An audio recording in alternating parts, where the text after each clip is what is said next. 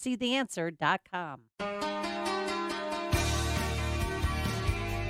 Only the biggest stories, only the biggest guests, and only the biggest opinions. This is AM 560, The Answer. Good morning, Dan and Amy. We're taking up all kinds of worthy causes this morning. Billy Bush, Did you start a GoFundMe page for him? after suffering under a $10 million buyout of his contract 3 years ago because of that Hollywood Access tape with President Trump, or then candidate Trump. He had not been able to read a teleprompter on a stupid show about entertainment for 3 years. He was a natural on camera. Oh, I mean, the camera loved him, Oh, as he sure. said. There's no question. And he was an MC for beauty pageants. He had to sell his $5 million house, move into a $3 million house. I mean, the Yeah. kind of hardships. It's really difficult to put yourself in his shoes because, I mean, it's unfathomable somebody would have to live like that. Well, his Instagram postings were so sad. He just wanted to get back on TV and do what he loved. And all the money in the world didn't take away the pain. His wife left him. Uh-huh. Kids moved out. I mean, it's so sad. Yeah, we'll after this next segment, we'll be taking up a collection for Kevin Spacey because he's not been able to appear in movies for a couple of years, because of his sexual predilections, alleged. Alleged. In one case, it was dropped. One. So he still has one in L.A. and one in the U.K. Yeah, you got about 25 people at the old Vic Theater that he still has to go through. But okay. All right. Now we'll get on to an actual cause worthy of your attention. Yes, what is that? And that is tax credit scholarships and the education of children, educational opportunities for children, poor children, or children from lower income families that don't have access to the same schools that families with more resources have. Pretty straightforward. You know the story. You know the state of the public school system in Chicago. And frankly, a lot of suburban communities, a lot of exurban communities, a lot of mid-sized urban centers throughout the rest of the state, places like Rockford and the Quad Cities and Decatur and East St. Louis, and I could go on. And so the tax credit scholarship program that was authorized to take effect starting last year, which has provided scholarships for more than 7,000 kids to make a choice to go to better schools than they otherwise had the choice to do so prior to the scholarship program, is super important. It may be the only thing that Illinois is actually doing right. There was a fight to preserve it for the full 5 years for which it was initially authorized this past session of the General Assembly. That fight was victorious. $100 million can be raised each year to provide scholarships for children in Illinois to get out of local schools that they're otherwise herded into, that we know will fail them because they failed generations prior to them. So this is something that's important, but it's also voluntary. This is not government-centric. This is private initiative. And so to explain the state of the program and who is being helped and how you can help, we're pleased to be joined by Myles Mendoza, who's the president and of One Chance Illinois, and Derrel Bradford, who's the executive vice president of 50 Can. Gentlemen, thanks for joining us. Appreciate it. Good morning. Thanks for having me. So, Myles, just to sort of start at the beginning, explain how the tax credit scholarships work, what the benefit is for the donor, and who the beneficiaries are.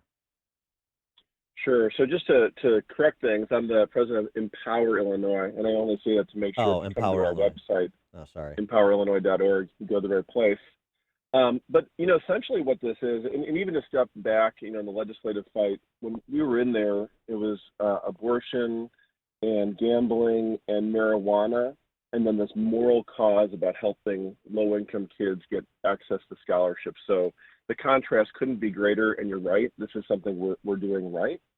What this allows is for a donor who previously gave $1,000 to be able to give $4,000, because when they apply for, or when they donate a scholarship donation, they get a 75% tax credit. All those dollars that we collect, and last year we collected $61 million statewide, those go into various designated funds for private schools so that low-income kids can then apply to be able to receive scholarships to that school of their choice. And how many kids have you helped to date? So last year, 7,000 children were helped, but there are 43,000 kids that are in line. I like to share the story of a kid who didn't get a scholarship to just exemplify what is going on in that line of 43,000 kids. We had a student on the south side of Chicago whose parent came in asking for a scholarship that we didn't have. They were in one school, and this is a kid who's getting straight A's. His life is threatened by a gang. They moved him to a different school. His life was still threatened by a gang. And the parent, in desperation, said, okay, I can't get a scholarship. What's tuition cost to the school? And the principal replied, $4,000. The parent's response to that was, it's cheaper than a funeral. That's the situation going on in the streets, and we have scholarships that can help those 43,000 kids. Yeah, I mean, this is it's true, and that is not unusual. That story, unfortunately, in Chicago. I mean, we know our friend Tim King at Urban Prep. Oh yeah. They have had one of their, and this is a charter. These are charter schools that are also doing it right for Black men. I mean, that's what it, and 100% college admission for the time that they've been open for 15 years, round numbers, and they've lost one student to street violence on average almost every year. So this is a real thing in the city and other areas around the state that have high incidence of violence as well, too, other mid-sized urban centers. I want to go back to something, though, Myles, with respect to those 7,000 scholarships that have already been handed out. It's probably too early for statistically significant research, but anecdotes will do. I know in Florida, when like the McKay Scholarship Program was instituted for families who have a family member with a developmental disability, a kid with a developmental disability, the parents' satisfaction with the quality of education their child was getting before the McKay Scholarship, where they could go to whatever school they wanted, was it was like at 34%. With the McKay Scholarship parents, it was at like 95%. So one of the measures, it seems to me, is, are parents happy with the quality of education their children are getting? Definitely by looking for choices, they're not. And the question is, the choices that some of these parents have now made, the 7,000 over the last year, what's their satisfaction level? So you're right. We don't have all the data together yet, but what I can tell you is when a parent senses that their kid has a loving, caring adult in the school, they want to keep their kid there versus the contrast of when they don't. So when Mama Bear and Papa Bear get told that the legislature is going to take this away, they come to Springfield and they fight. Now we've fought. What we need donors to do is to be able to step up and support those 43,000 kids that are in line. And tell me what the application process is like. So what it is, we call it, there's one big moment where kids get in line in January, and it's first come, first serve. We have gymnasiums of kids that are waiting to apply. Last year, we had a story of a grandparent who missed their chemotherapy treatment in order to get their kid in the front of the line, because it's, again, one big click on the internet, and you get yourself in line.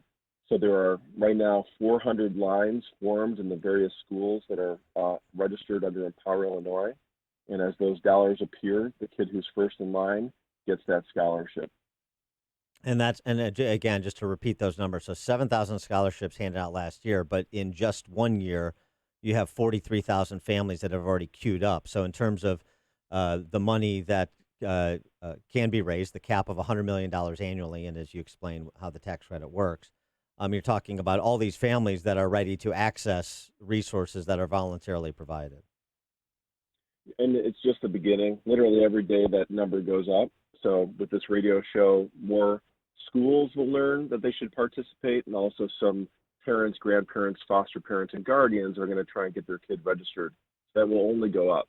Yes. I want to, Derrel Bradford again, Executive Vice President of 50 Can. Derrel, I wanted to get your perspective on the tax credit scholarship program in Illinois, because the organization you're with, which has a similar goal but is national in scope, probably gives you some sort of some national perspective on what we're doing here in Illinois, what Myles and his colleagues are doing here in Illinois, as compared to what some other states are doing in terms of models that have proven successful. So if you could provide maybe some compare and contrast on that. Yeah, sure. I do just want to say, because you sort of circled around earlier, I grew up in Southwest Baltimore and was also a scholarship recipient. So I just personally can speak to how important it is to give, a kid a ticket to a place that can help them be the best version of themselves. We should just never forget that one of these kids could go on and discover a cure for cancer, right? Or something amazing that they wouldn't have done if they were in a school or worried about their own safety, that kind of thing. So it really is this is a human thing going on. A couple of important points, though. One is that the tactic to sow uncertainty around the program is one that we see in lots of different states around lots of programs that give kids a ticket out of schools that they're zoned to that they don't want to go to, because uncertainty stops things. So, like, if you're a donor and you're thinking about giving money and you don't know if the program's going to come back, you might not do something. So this is all like very deliberate and tactical. I wanted to float that out there. And the other thing too is, like, having worked on tax credit stuff in New York and New Jersey, because I'm crazy. The watching the success in Illinois has really been like a call to action to lots of different places. Because when you look at the heavily unionized Northeast, Upper Midwest, industrialized states, like the teacher unions in particular right now, they're just ascendant. And to quote one of my favorite rappers, their approach is basically what's mine is mine and what's yours is mine. And they're doing their best to shut down like anything that like they don't run. And that includes charter schools too, and a lot of places that don't have tax credit scholarship programs. But that certainly would credit scholarship program in Illinois. So like what you've done is a big deal. It's absolutely worth defending, not just for for kids, but it lights the way for states that look like Illinois, with Illinois' troubles, that are trying to figure out a way to give families better chances. Myles, give us again the summation in terms of the pitch of how people can help, can get involved, can donate, what their incentive is to donate in support of this program. Now that we know it's going to be around for at least the next 5 years, which is at least the duration of most of these kids' high school careers, for example. Yep, there's 3 groups that need to get involved. Those are donors, parents, and students. And schools to participate in the program. The best way is going to empowerillinois.org. The donors we need right now, first and foremost, if you come to empowerillinois.org, there's a donor link, and it'll guide you through the process. We have a hotline. The hotline can talk you through. Our staff are good and qualified and loving and caring, and they'll help you to make sure you can get all the way through to the donation. We have donors who have given $1.3 million, but our most common donation is a $1,000 donation. So whether it's large or small, it all matters. He is Myles Mendoza. He's the president of Empower Illinois. Again, the website, empowerillinois.org, to get involved, to support the program, as well as... Hey, Dan? Yes. Can I say one last thing? Your listeners should know how much you played a role in the passage of this law. So I just want to always take the opportunity to thank you for your personal involvement. You were a big champion in the process, so thank you. Thank you, Myles. My pleasure. Also with him, Derrel Bradford, who is the Executive Vice President of 50CAN, and you can get more information on 50CAN at 50can.org. Gentlemen, thanks so much for joining us. Appreciate it. Thanks for having me. And Amy. Thank you, and they joined us on our turnkey.pro answer line. You've made the switch, and it feels so good. You've switched to Chicago's Morning Answer on AM 560. The Answer. Summer is the perfect time to replace your